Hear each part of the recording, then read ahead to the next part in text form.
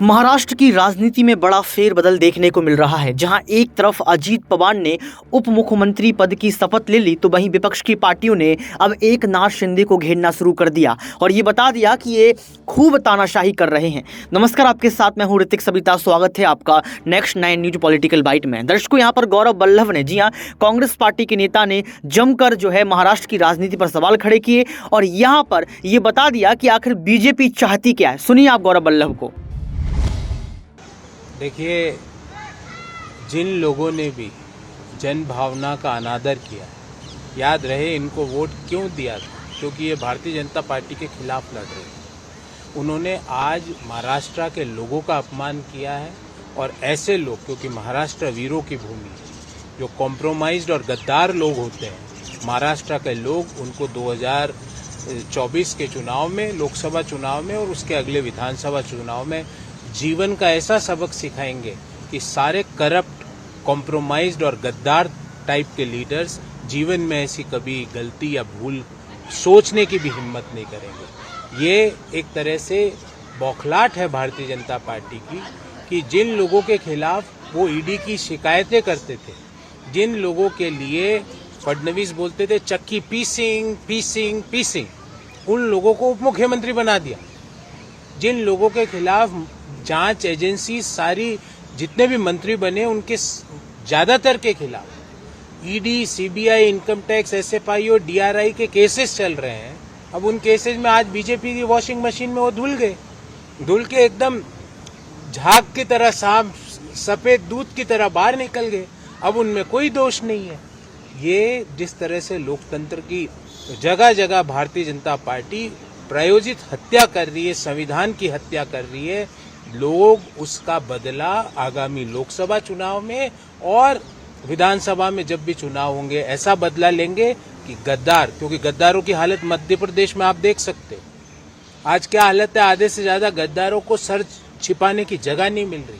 Compromised और corrupt leaders जो कि जांच एजेंसियों के दबाव में आके इस तरह के डिसीजंस लेते हैं, उनको महाराष्ट्र की वीर जनता, छत्रपति शिवाजी की जनता ऐसा सबक सिखाएगी कि जीवन में वो ऐसा कृत्य करना तो भूल जाओ, सोचने की भी हिम्मत नहीं करेगी। बात कर लेते हैं एकनाथ शिंदे की। जब सेना भाजपा फंक्शन कर रही थी, मोदी जी की लीडरशिप में डेवलपमेंट वर्क हो रहा था और अजीत पवार को भी लगता है कि डेवलपमेंट का कार्य है, इसलिए वो हमारी गवर्नमेंट में जुड़े हैं। मैं अजीत पवार साहब को कहूँगा कि ये एकनाथ शिंदे साहब अपनी घर की घरेलू पार्टी के नहीं हुए तो आपके क्या होंगे।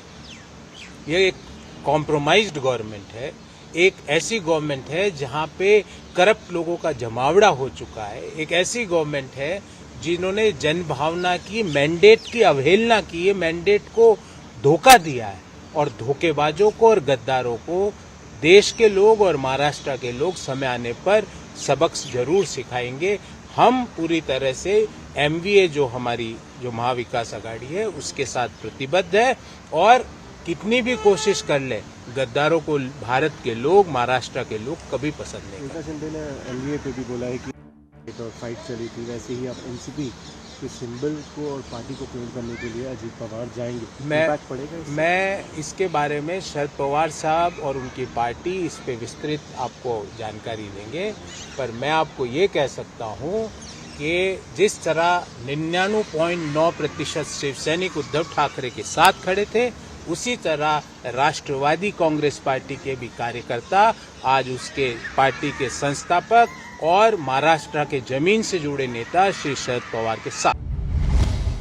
तो सुना आपने इस वीडियो को सुनने के बाद आपको पता लग गया होगा कि आखिर जमीनी हकीकत क्या है महाराष्ट्र की, क्योंकि यहाँ पर ये कहा जा रहा है कि आखिर दो उप मुख्यमंत्री की क्या जरूरत थी, यानी कि देवेंद्र फडणवीस और अजीत पवार अब डिप्टी सीएम बन गए हैं। इससे क्या साबित करना चाहते हैं? क्या ये मान लिया जाए कि उद्धव ठाकरे को जो है यहाँ पर कमजोर करना चाहते हैं? क्या ये मान लिया जाए कि उद्धव ठाकरे अब राजनीति भविष्य को तलाशने के लिए तमाम नेताओं को जोड़ने का प्रयास करेंगे या किसी अन्य पार्टी में शामिल हो जाएंगे? अब देखना ये पड़ेगा कि गौरव वल्लभ के इस बयान को सुनने के बाद महाराष्ट्र की राजनीति में क्या जो है बदलाव आते हैं और एकनाथ शिंदे कैसे इन तमाम सवालों का जवाब देते हैं। आज के लिए सिर्फ इतना ही। देखते रहिए नेक्स्ट 9 न्यूज पॉलिटिकल बाइट।